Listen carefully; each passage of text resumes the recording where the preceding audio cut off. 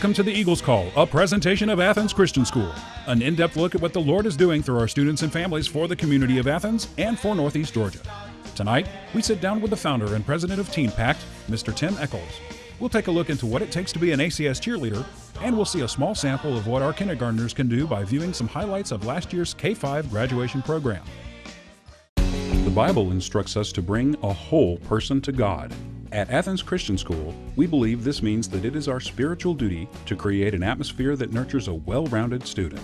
We've talked about how Athens Christian's academics are first-rate, with each and every 2008 and 2009 graduate moving on to higher education and college, and that overall, their students consistently test multiple grade levels higher than the national average. We've talked about the quality of the ACS facilities and the arts, literary, and athletic programs.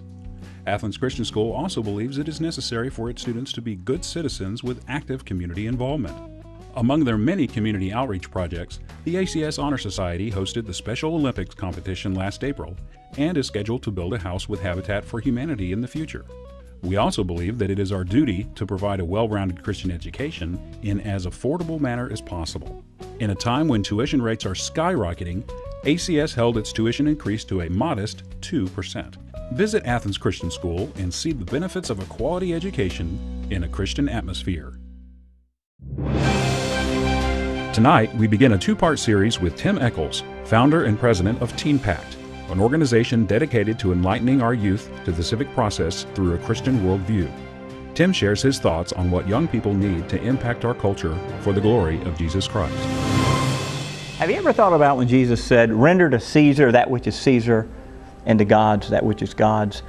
I think this is a challenge for Christians today to be able to balance political activism and their citizenship to America, to Georgia, or whatever jurisdiction they live in, and their biblical duties to honor the Bible, to obey God, to speak out against evil.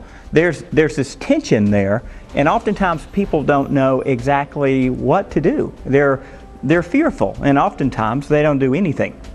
I think one of the things that we need to do as Christian parents, as Christian educators, is to make sure, starting at a very young age, that our children and our students have a great appreciation for citizenship, and that they understand what they can do and maybe what they can't do. Young people today really need to be able to have a couple of things in order to impact this culture. One of them is they need skills, and that's one of the things that they learn at a school. They learn how to write, they learn how to speak, how to communicate, how to get along with other people. Of course, they're learning math and science and history and all the things that we expect them to have in order to get into college, but they're learning other things too that can help them to be able to articulate their views on things. One of the other things that we try to teach young people is to be resourceful. This is a little trickier, I think, because learning to be resourceful isn't necessarily something that you learn in a textbook, in a classroom.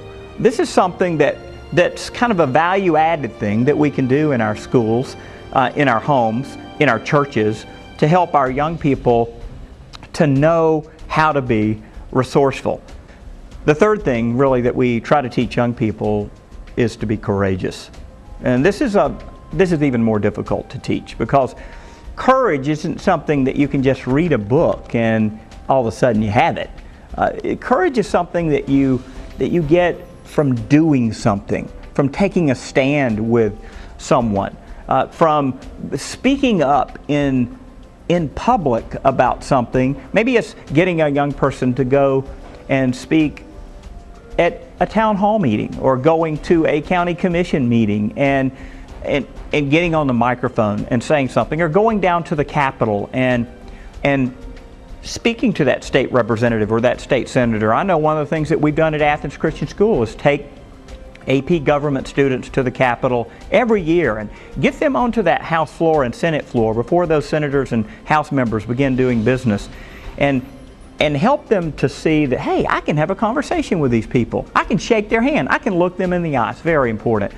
So as we think about what we need to do with young people, helping them to garner these skills that are important, these basic skills that we send them to school for, helping them to be resourceful, And then especially helping them as Christian young people to be courageous, not being afraid to speak out when they see something that bothers them, something that contradicts the Bible. And I think as we do that, we can have a better city, a better state, and a better country.